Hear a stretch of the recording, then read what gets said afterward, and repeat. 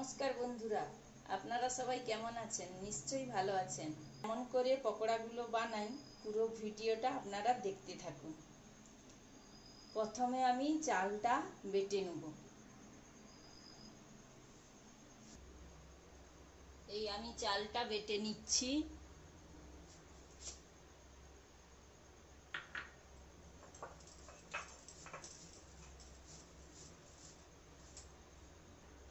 চালটা বাটা হয়ে গেছে, এবারে তুলে নেব।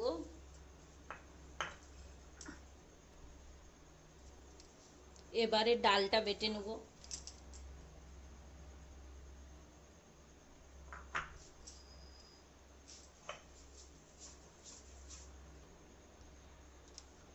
ডালটা বাটা হয়ে গেছে, ডালটা একটা পাত্রে তুলে নেব।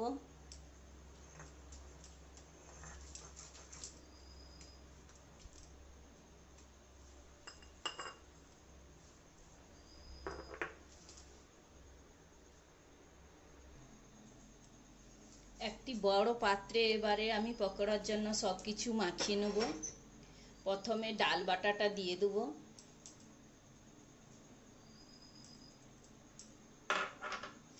তারপরে দেবো বেসন,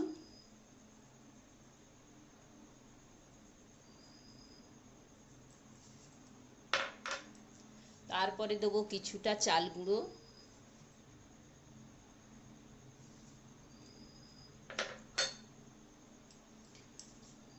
আর দেবো আস্ত মুসুর ডাল, যেটা আমি বাটিনি গোটাই রেখে দিয়েছি, ওটা পুরোটাই দিয়ে দেবো।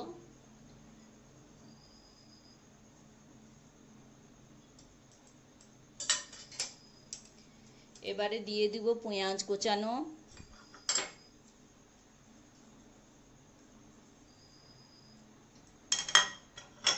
আর দিয়ে দেব রসুন কোচানো,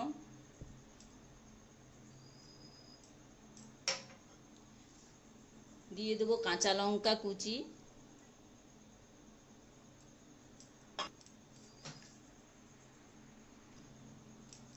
দিয়ে দেব পরিমাণ মতন হলুদ গুঁড়ো,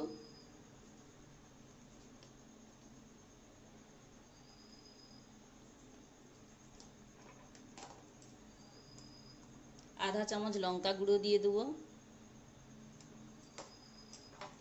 পরিমাণ মতন নুন দিয়ে দেব।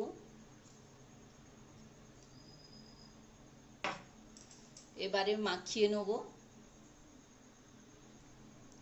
সবশেষে দিয়ে দিব চিংড়ি মাছটা। আমি চিংড়ি মাছের খোসাগুলো আগে থেকে ছাড়িয়ে রেখেছিলাম।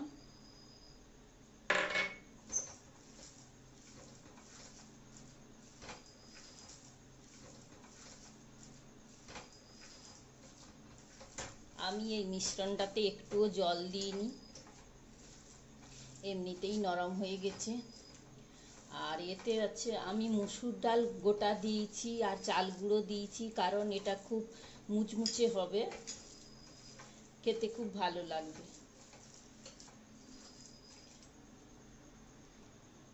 5 মিনিট মাখিয়ে এটাকে রেখে দেবো,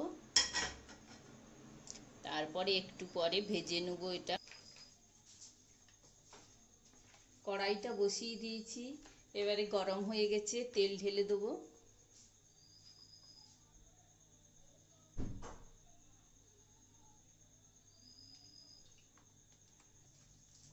এবারে ধীরে ধীরে কড়াইতে পকোড়াগুলো ছেড়ে দেবো।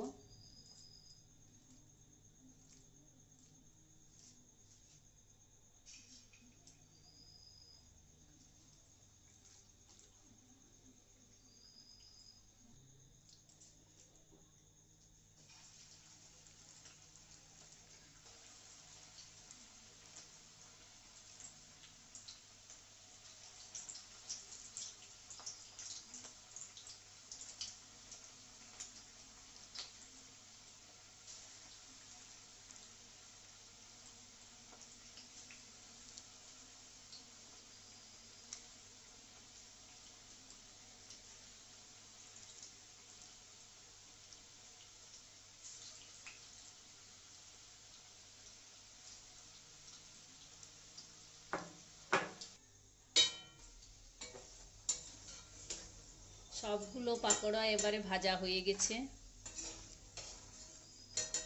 বন্ধুরা, অনেকগুলো পকোড়াই আমি এখানে ভেজেছি। দেখুন কত সুন্দরভাবে ভাজা হয়ে গেছে। পকোড়াগুলো সব ভাজা হয়ে গেছে, প্লেটেও নিয়ে নিয়েছি। দেখুন বন্ধুরা, কত সুন্দর করে ভেজেছি এবং কত মুচমুচে হয়েছে ভেতরটা। আপনারাও এভাবে ট্রাই করতে পারেন।